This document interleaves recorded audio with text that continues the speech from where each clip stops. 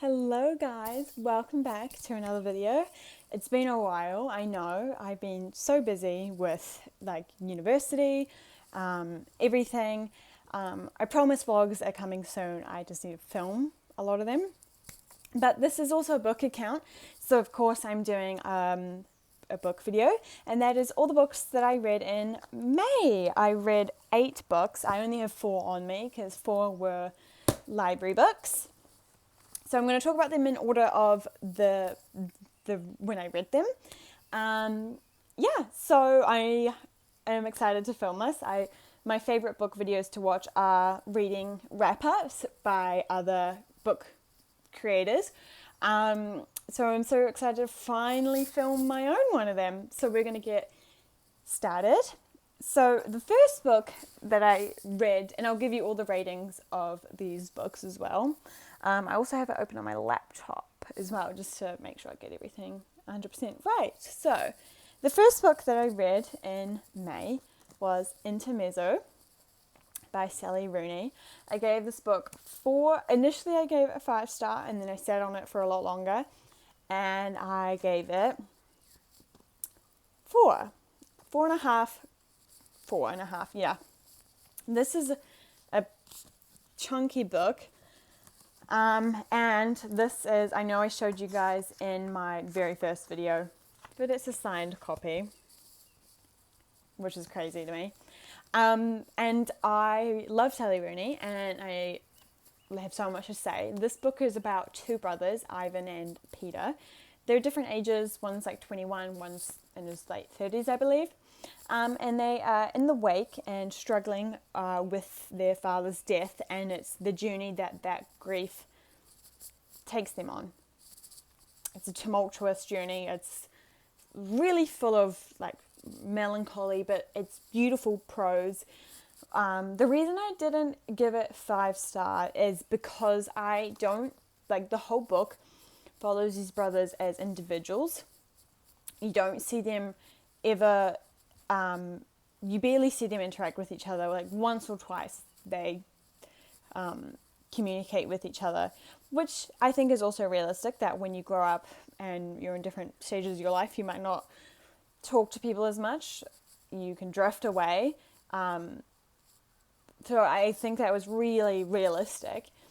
But yeah, I would have liked to have seen them talk more, especially when there was a lot of tension with the 2 of them that they wanted resolved.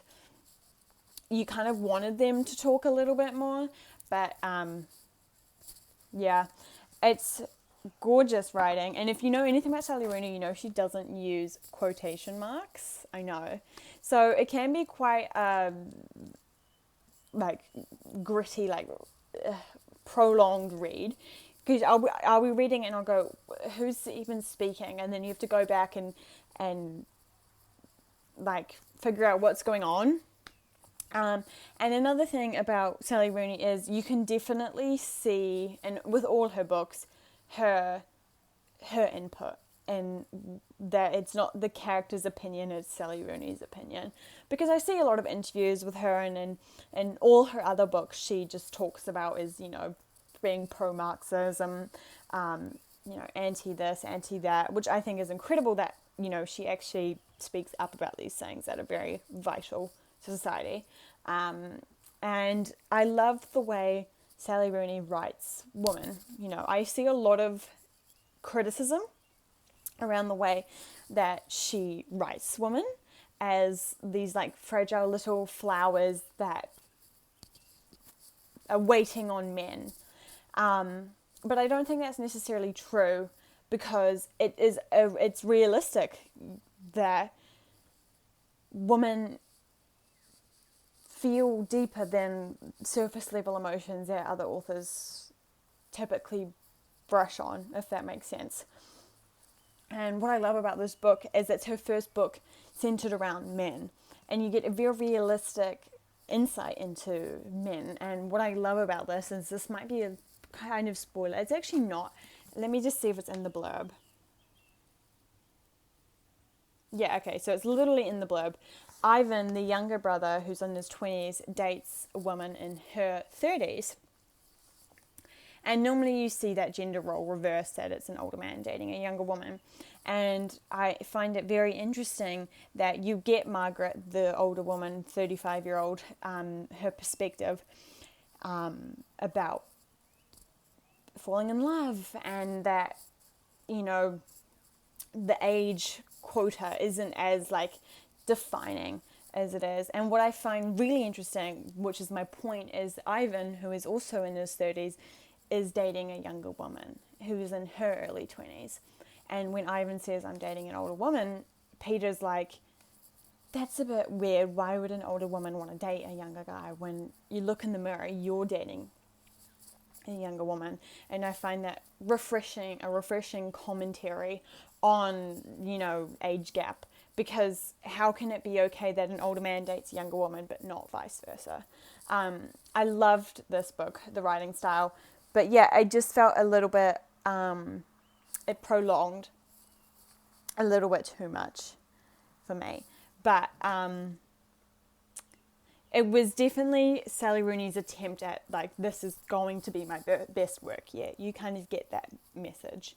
So that's the first book that I read. The second book I don't have on me. It is called By Grand Central Station, I Sat Down and Wept by Elizabeth Smart. This is a very short book that I will forever remember. I think I didn't rate it, and I'll tell you why. So it's a modern classic. It is about Elizabeth Smart and this affair that she had with this man. And it was a tumultuous, high and low, euphoric, like cataclysmic feeling, because it's a true story.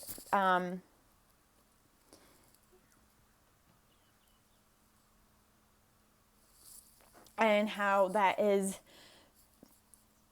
it affected her. And I loved it. I thought the writing was beautiful. I read it in like 40 minutes because it's tiny. I saw this video on TikTok that's like books under how many pages to read, or like books similar to this, Litfic, and I absolutely like loved it so much.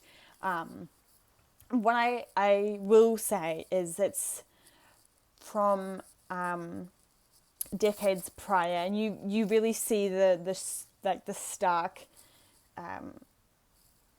societal views of unmarried women, and yeah, I really enjoyed it. I recommend it because it's a very short read if you don't like reading, and I know a lot of the people who subscribe to my channel, majority of you, just my friends who don't really read, let alone read nonfiction.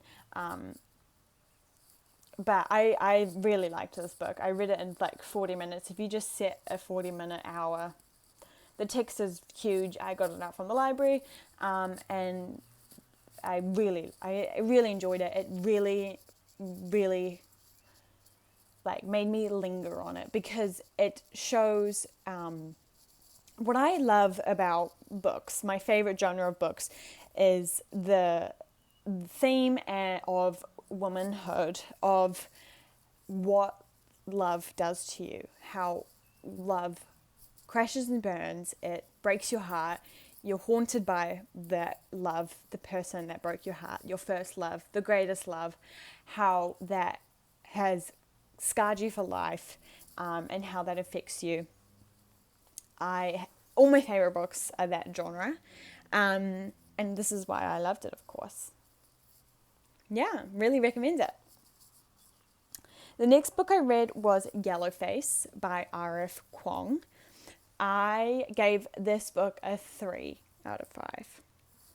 I got this book out from the library, but I've been wanting to read it for years, but like it's like a huge like size, and I only ever heard mixed reviews, so I was like, I'm not going to buy a huge book if I have a feeling I'm not going to like it. It's about this woman, I forgot her name already, but her name's Juniper, and her friend dies. Her friend is an author, a very successful author, while Juna's unsuccessful author, to put it bluntly. And her friend dies, and she decides to take over her unfinished manuscript.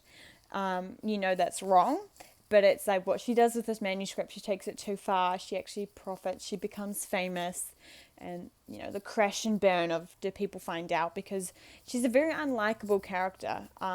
It's from the very beginning when her friend dies, she's like not sad. You know exactly like who she is from page 1. And this is the first R.F. Kuang book I've read. I have Babel on my shelf and need to get to it.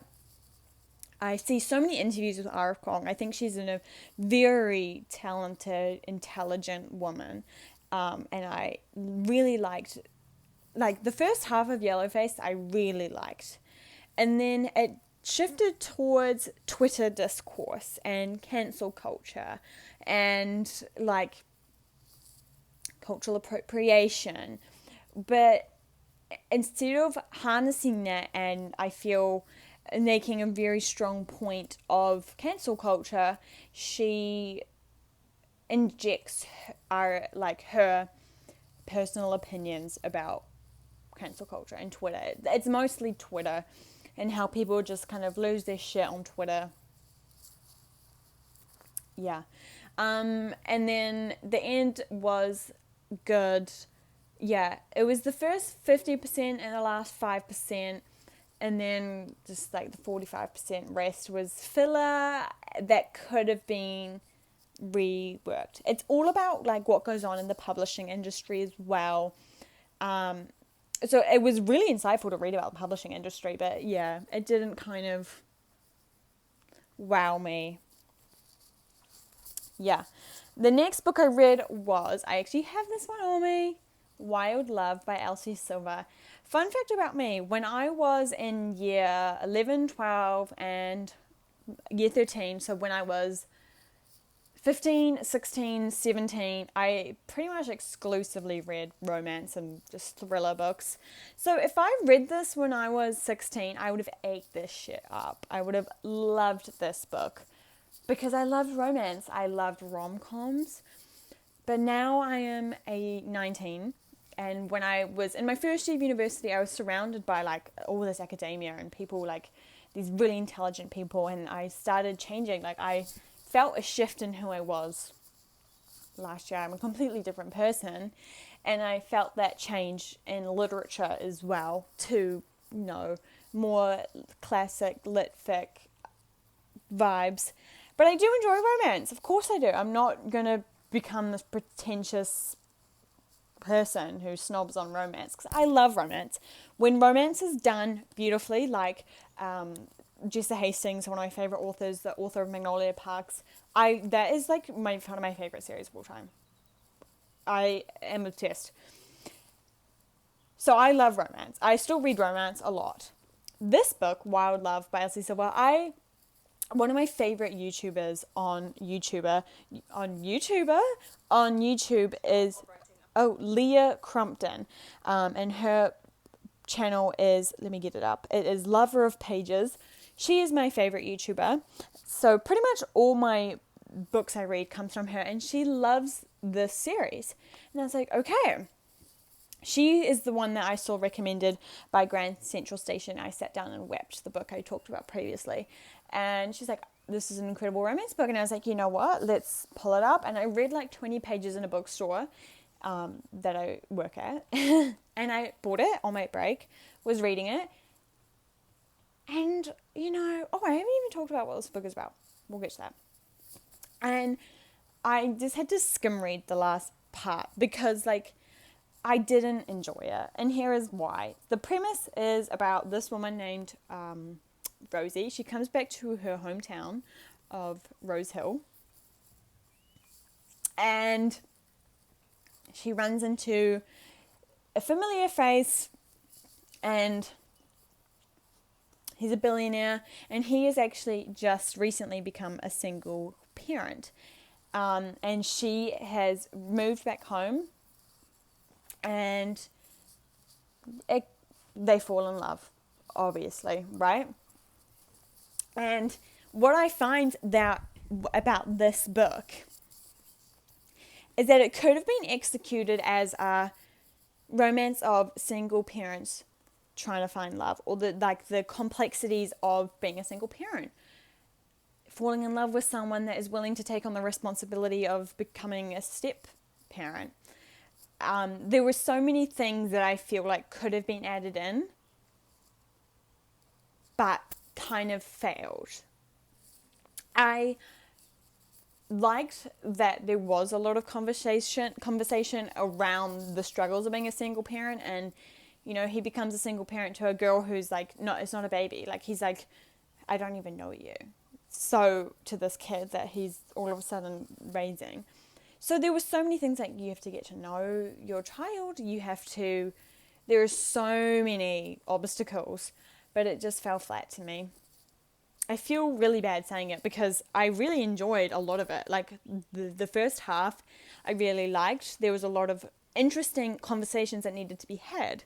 For example, the reason why Rosie moves back home is of a sexual assault, and she gets fired because her company believes her the man, the assaulter. And she wants to take it to HR, but he's already gotten there, and so she's been fired. And I feel it wasn't addressed enough. And, it's completely by the person how you handle such a traumatizing event, but I feel it was skipped over too quickly. There could have been a lot of conversation around that and more repercussions, but also that's realistic. That does just happen to women, especially more so than ever. So it was realistic. Do I want to continue with the series? I think I'm just going to get it out from the library because, like, it's a series that's like set in the same universe by characters that like pop up in the book. So I probably will. All the books are about single parents, so I hope it's good.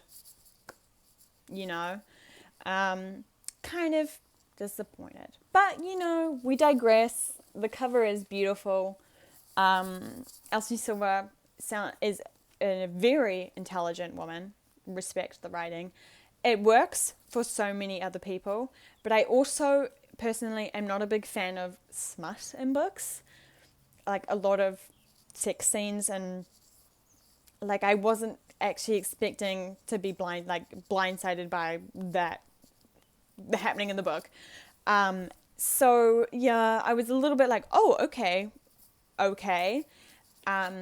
I think it can be written very beautifully in times. Like Intermezzo by Sally Rooney, the first book I read, has those scenes, and I think it's written really beautifully to understand the female experience of like that and how it can be an act of romance. But this book just felt like it was there because people wanted to read these scenes, and I respect it 100%. The next book I read, okay, I don't have this on me, I definitely want to buy it because this was one of my favorite books I've read in a very long time. It's A City of Girls by Elizabeth Gilbert. I've been talking for so long, and now this is the one book I want to talk about the most. Why do I do this to myself? So, I got this book out from the library, and again, I saw it on TikTok of like books you like, if you like this book, and I saw it and I was like, great, I'll get it out from the library. Nearly returned it. I went to the library, I was about to return it, and I was like, oh, maybe not, I'll wait, because I didn't actually start reading it. And I loved it. If you saw one of my vlogs, I actually recorded me reading that at midnight and finishing and staying up late to read it because it was so good. I gave it a 5 out of 5. Maybe a 4.5. No, I think it's a 5. The writing was beautiful. It's about this woman. I'm shocking with remembering characters' names. I need to find out the main character.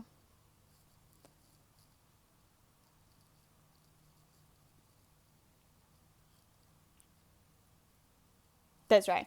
So it's about this young girl named Vivian, set in the 1940s. She's just been expelled from her high school, and with no other options in the 1940s, her family sends her to live with her aunt in New York. She's 19, or 18, or 7. Oh, I don't remember. I don't remember these trivial details, okay? Anyway, she's a very young woman. And she goes to New York. She lives with her aunt. And her aunt is in theatre. So her aunt runs this theatre company, and she lives with all these actors and actresses and dancers, and she falls in love with the world of theatre, and it's just her journey through life. The reason I love it is because it's written in a letter format. So right at the start of the book, someone writes to her asking her to tell her story. So the whole book is written like, can you believe I did this? And then she's like, it's like breaking the fourth wall to the reader, even though it's like about the recipient of the letter, which is why I loved it. It felt really personal, and I saw myself so much in Vivian, just like being a young girl, getting exposed to all these new experiences for the first time of friendship and partying and drinking and boys and strong friendships with women. Like, I absolutely relate to that. Like, I only just found my favorite like friend group, and this past summer was the best summer of my life because I was surrounded with all these friends like that lifted me up and made me a better person. And that's why I saw myself in Vivian. And it's a really, really good book. I loved it so much. It's a chunky one, but so worth it. It did not feel like a big book at all. Oh my god. I forgot that I had another book that I haven't read. That's okay. And I loved this book. I gave it 5. I Want to Read More by Elizabeth Gilbert. It was so good. Oh my god, amazing. If you want to get into fiction, I really recommend this one.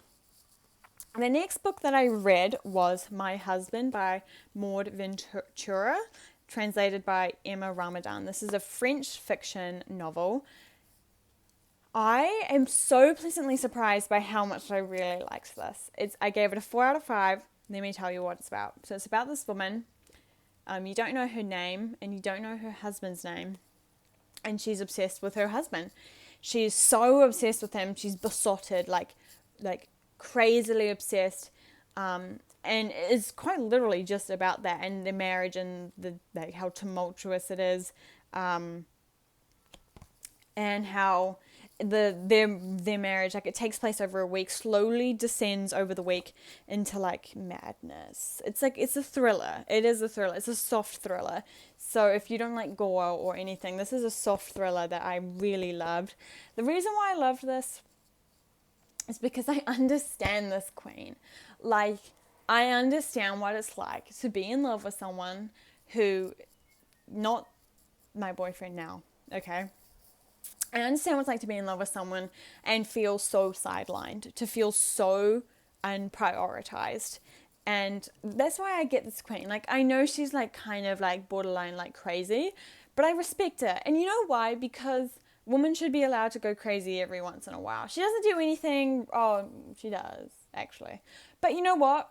Before she does like the thing in this book that's bad, you know, I understand her. I don't condone the bad thing that she did at all. That's a spoiler. Not that I don't think any of you are going to read it, but I loved the writing. It was so full of satire. Well, that's the way I picked up on it, maybe. Maybe the author didn't mean it because it is like a French novel, but I picked up on like the funny, like over the top, like satire. I don't know. I really enjoyed it. I was like starting it and I was like 20-30 pages in and I was like, oh, I'm not enjoying this. It's so monotonous. Like, I'm not enjoying this. But then I was like, you know what? I was on the bus to uni. It's a small book as well. I was on the bus and I was like, I'm going to pull this out. The writing is so simplistic. And I just like whizzed through it on the bus ride. Like, and I was like, oh my God. I really, really liked it. Like, there were some passages, I don't underline books anymore, which I should. Like, since I met my husband, my parents, sisters, and co-workers have always commented on my good fortune. You're lucky, they tell me confidently, as if I won my husband in the lottery. As if I thwarted the statistics by marrying him. In other words, they are suggesting that he could have done better than me. You read that and you're like, or you hear that and you're like, okay. But it's like, this whole book, she is like dangerously obsessed. And the plot twist, if you could say there was a plot twist, the last chapter, I was like, oh, holy shit, what the hell? I wasn't expecting that. That's kind of why it's at a 4, because not every book needs a plot twist. I know this is a thriller. I don't know why people are calling this a thriller. It's categorized as a thriller, but I'm like, we don't need plot twists. Like, authors that prioritize plot twists over a good book piss me off. Not that it's not a good book, it's a great book, but the plot twist, it's like, okay, you understand why their marriage over that week kind of slowly like was a plane crash. You understand it because it's the context clues. But I was like, I don't know how to say anything without spoiling it, so I'm going to leave it there. The next book I read, so I'm looking at it now, and I'm lucky that I saw this because I have 2 books left. The next book that I read was Table for One by Emma Gannon. This is, I think it's a new release. This is a 2025 release. Guys, this you think would sound completely up my alley. It's about this woman named Willow. It's in the blurb, so I'm not spoiling it. And her really long-term relationship ends, and she's left trying to heal, pick up the pieces, and move on with her life, right? Sounds great. No. Because it's a good book, but I don't know how to say it, but like, there was too many like Gen Z like references that were very millennial coded, or like very like not written in to be, it wasn't written smoothly. It was just kind of like, I was like, oh, what the hell? Okay. It lent into more self-help instead of like girl boss, slay, moving on. You know what I mean? It lent into like self-help. I don't know why I didn't like this. I gave it a 3. Like, I'm thinking about it, and like, I don't know why. And also, it was 2 timelines of the present and the past, and each past timeline got like further into the past. And I was like, I don't understand why there is these chapters of the past. Like, I get it. You were a completely different person before this relationship, and that this relationship actually wasn't a good relationship for you. You changed. You were a completely different person. Like, I get that. I get it. Every relationship you're doomed to lose yourself in, at least a little bit. Like, can we all be honest? You're doomed to fall into monotony. You kind of are, especially a long-term relationship. But not in the way that this woman wrote, as in like she completely is a different person. I don't know. It was a little bit too long. And there was a storyline that I just didn't like at all, really. I don't know. I didn't like it. And then I need to go grab the last book.